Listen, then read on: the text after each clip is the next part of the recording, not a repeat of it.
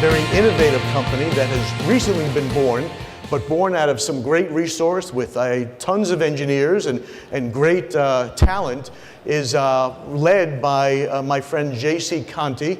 Bienvenue, JC. Entrez, s'il vous plaît. JC Conti from VIOOH. Let's see.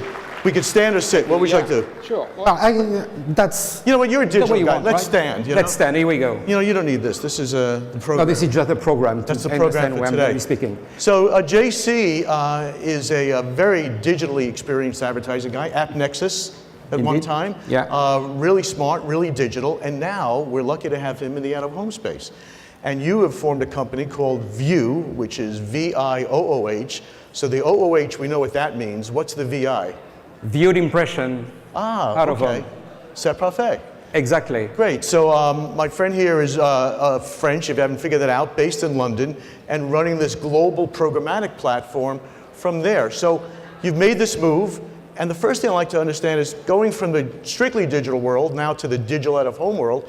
How does it feel? What's it look like? And how are you going to help everybody raise the out-of-home coffers? Thank you. So I really would like to say that, yes, I'm definitely new to the out-of-home business, but what I really like is that this is a very genuine medium that has a lot to bring, a lot of values, a lot of qualities that other medium are really looking in a very eager way, because you can bring something which is very rare. You are the medium that people cannot pay not to see. That's the one thing, and you need to really think about that. Pause on that, and speak a little slow, because the mics are ringing, that you cannot pay not to see your ads. Excellent. And that's really a very good point. Right. Then the second topic is I'm very excited about this medium. I'm very excited about the trends. You've been seeing the trends growing on the digital out-of-home side in a very crazy way, which is obviously very good message, very good news. But the key point is you need also to keep in mind two things.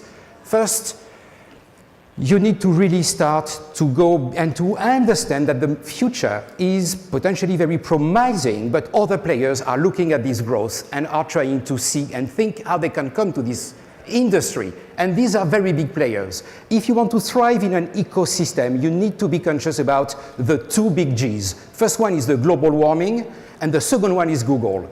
And I think the latter is much more important there, because they've got a lot of advertisers, they've got a lot of money, they've got a lot of data, and they can very well, and they are coming to this business. So now the question for you guys is really, and I think that there is a slide at some point. Yes, the clickers. Slide. But anyway. Should he do it? Okay, I think if you press the... That's this one? Yeah. Here we go. So the key question is, how do you really thrive in a balanced ecosystem alongside the big Gs?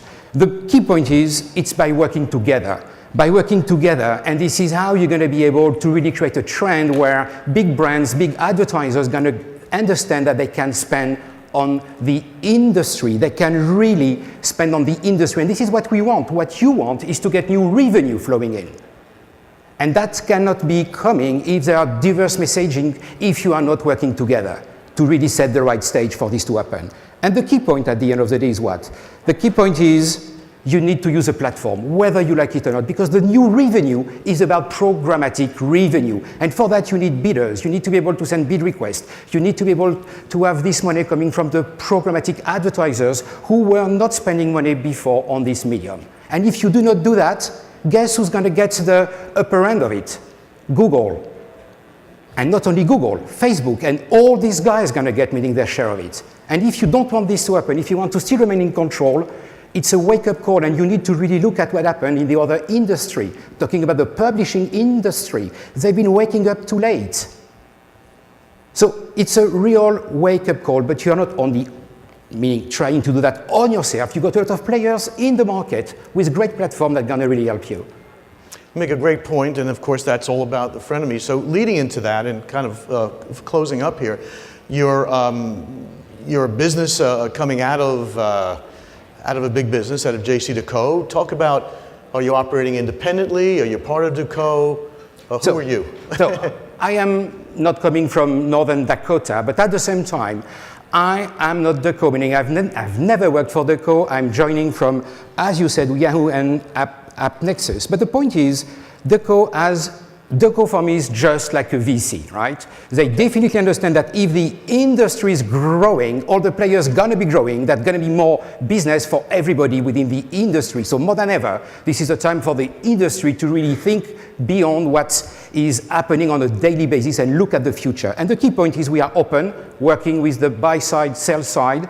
We are global, not trying to find solution in one market, but on a global basis. We are transparent on our rates, on how we do business. That's essential. We need to learn what happened on the publishing side, not to recreate the same issues. And we are independent, which means that the same rules will apply to everybody working on the platform, be they small, medium size, or large, be they Deco or not. Same rules. Excellent. Great to have some digital smarts in our business. Thank you so much, JC. Thanks for joining us here, and enjoy your time for the next couple of days. Independence. Independence indeed. Thank you. Absolutely. Thank you, Barry. Thank you, sir. Thank you, guys.